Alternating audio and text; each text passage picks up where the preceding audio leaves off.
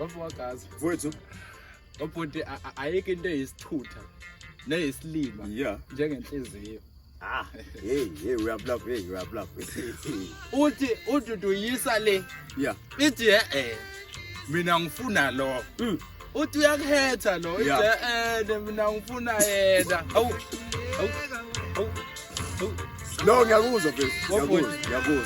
Ngiyakuzwa la uyakhona. Bafowethu sikala sesidilika nje kanjena siyanibingelela bafowethu lapho emakhaya noma ukuthi kuphi ke la olalela khona na umsakazo omnandi kangaka bathi iphupho FM abafowethu ngena nganango uzwide ethi sawubona inhliziyo yami madoda lo mfethu futhi sibingelele mfethu walesi sikhathi nakuphi la kufinyelela khona njengamanje umsakazo wakho ngaphambi bathi iphupho FM futhi sibonga kakhulu nje mfethu usazohlala nathi nje lapha na ke kuze kuyobumbana lona ke ihora mfethu nje silokhu nje sinawe silokhu senza sithi